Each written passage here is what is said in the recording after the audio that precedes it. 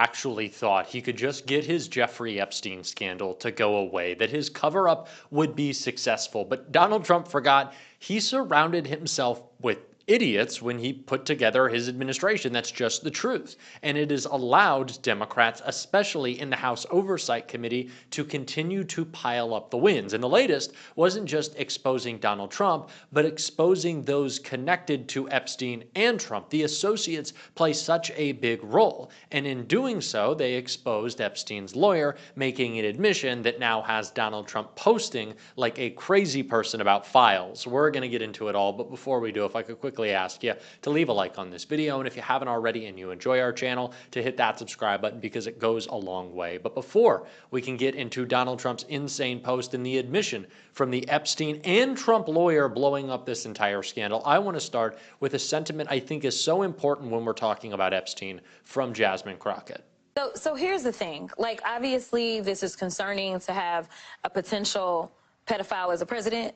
That is concerning, right? But this is like even bigger than him. I want people to understand the information that we were given about foreign governments and their participation, the information we were given about our own federal government and how high of a level we're talking about as far as like them being in cahoots. We know that JP Morgan Chase ended up paying out a large settlement because they basically kind of looked the other way as there were these ridiculous wire transfers that were going by.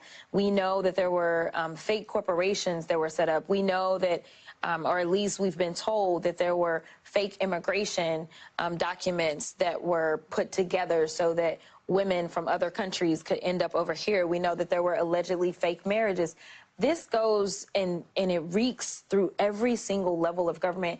And it's one of those reasons that these survivors have been quiet for so long, right? Because literally they would walk in and they would see these pictures of Epstein with all of these powerful people from all over the world. And then he would threaten them and say, if you say anything, just know I know everybody, right?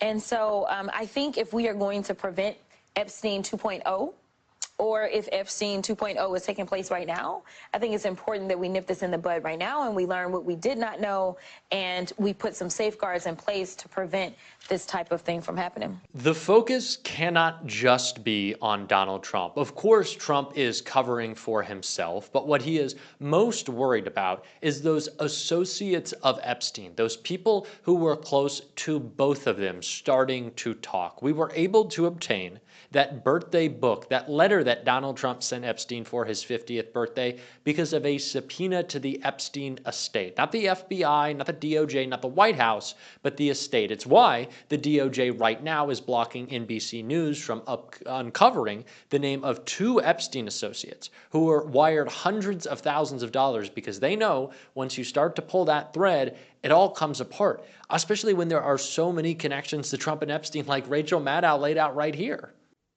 What happened to the lawyer who got Epstein his bizarrely lenient plea deal when he was first arrested on sex trafficking charges in Florida? What happened to the lawyer who got him that bizarrely lenient plea deal? Well, Trump hired him to be his own lawyer.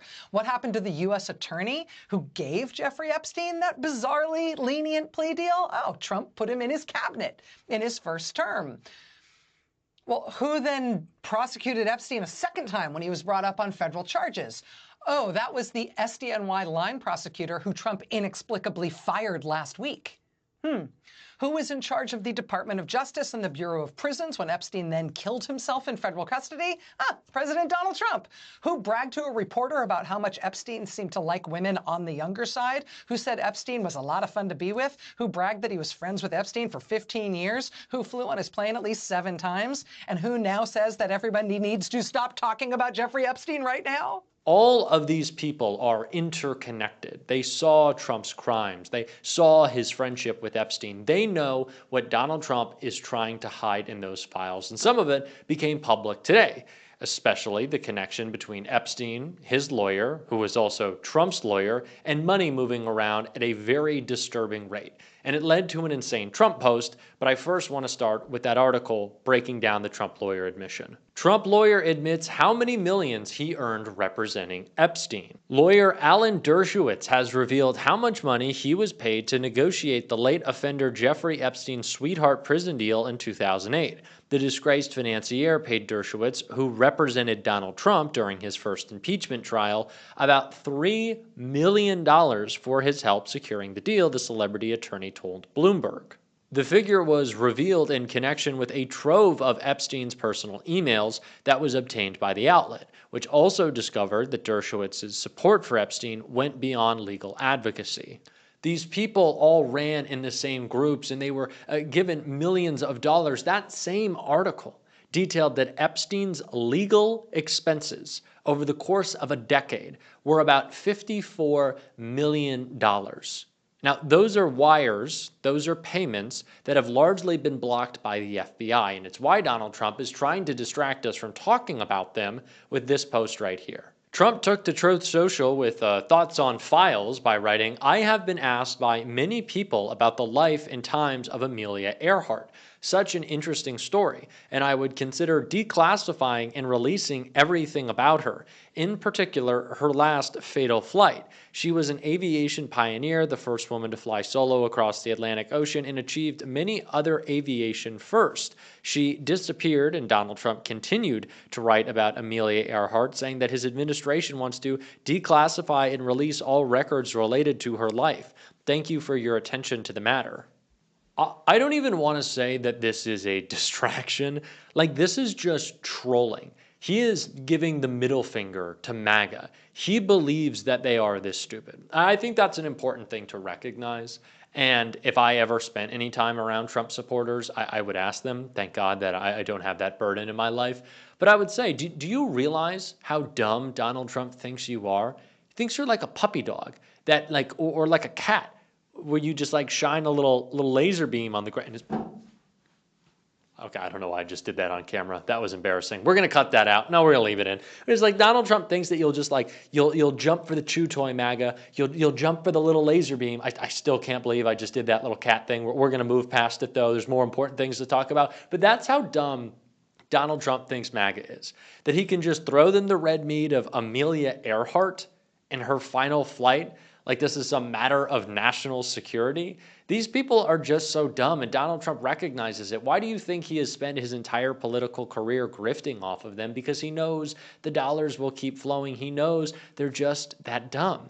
And he knows if he indicts James Comey, maybe they'll start to see that as a win, and Trump going after the deep state, when in fact the deep state is now who is responsible for indicting James Comey. Donald Trump has talked tirelessly. It's just so much bitching and complaining about how Joe Biden and the DOJ and Merrick Garland, who never did shit in his time in the government, went after Donald Trump. They went after him. They're politically persecuting him. Well, clearly not, because Tom Homan got to walk away with $50,000 in cash in a bag. Donald Trump's name was in the Epstein files and we didn't release it. And the man who stole classified documents, slept with a porn star and then falsified tax information about it, covered it up. And then what else did he go on to do? I don't know, maybe send a violent mob to the Capitol. We couldn't bust him on any of that. You had 4 years, Merrick Garland. What were you doing? Were you not seemingly persecuting Donald Trump as this political exercise? Because that's what he claims. But it seems like that wasn't the case, because it obviously didn't work out. But now that's exactly what Donald Trump is doing. James Comey is a perfect example. And I think we should talk about how this is not a deep state conspiracy, but it's a deep state clear as day. Like, it's obvious. Jessica Tarloff broke it down perfectly right here. You guys can start calling the shots. He has appointed enough members of the Supreme Court to get away with everything. And that's essentially what's going on here. So you had Michael Horowitz, who is the special counsel, who said in his report, the overwhelming weight of that evidence supports Comey's version of the conversation. They also tried to go after Andy McCabe. They couldn't pull that off. He never interviewed I think that Comey. Everybody should pay attention to what Andy McCarthy was saying this morning, and he has a piece up in the National Review. The indictment against Comey should be dismissed. He said to Maria Bartiromo, this indictment is not about the Russia investigation, which is what you want to make it seem like, but it's not at all. It's completely detached from that investigation, and it seems to be premised on something that's not true. I don't think there's a case. I love Ted. about Ted Cruz. But McCabe never said that Comey authorized it. This is about leaking to the press. Don't think that the case gets to trial. If you wanted to get dismissed, maybe for selective prosecution, look no further than the president's social media posts or what he's saying to those gaggles. And also, it makes no sense to me why Donald Trump doesn't like Jim Comey, because Comey delivered him the election. What we are seeing playing out in this administration is really part of such a much larger multi-step process. You know, I think the biggest takeaway from the Comey indictment, but besides his response, which I want to talk about because I thought it was so important, and we did last night, is that I saw tweets from just, MAGA influencers, but even those in government, J.D. Vance, Kash Patel, Pam Bondi, they were pushing a similar sentiment that if you work for the DOJ and you don't think James Comey should have been indicted, then you should be fired, right? They make these insane criminal corrupt moves and use it as a permission structure to engage in these loyalty tests, right? That's what all the Charlie Kirk firings were about.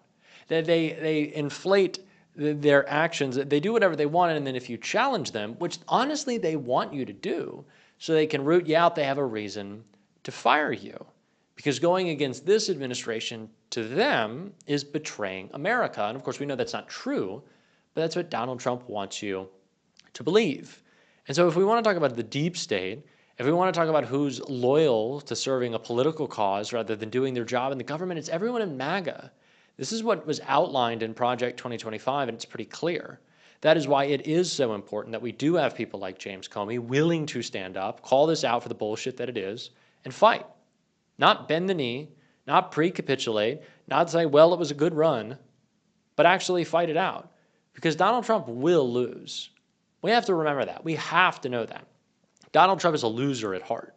He is going to lose this fight if we take it on. He just did with Jimmy Kimmel. Sinclair, they did their 2 nights of, we're not going to put it back on. And you know what they're doing now? They're putting Jimmy Kimmel back on the air. It's not just the FCC losing that fight, Sinclair too. Because they can't deal with the power that we have. They're not bigger than it. They're not inevitable. The corporate interests can only pry on us if we allow them to by electing people who will serve them instead of electing people who will serve us. So let's make that very clear and fighting back. And of course, talking about those Epstein files. And if you want to support our work doing that on this show, as always, you can hit that subscribe button, leave a like on this video. If you stuck around to the end, drop a blue heart in the comments. And if you want to support the show in another way, as always, you can click right here or down below to become a subscriber to my Substack, a paid or free subscription, one of the best ways to support this show. Keep on fighting. Don't let them silence you. And until next time, I'll see you soon.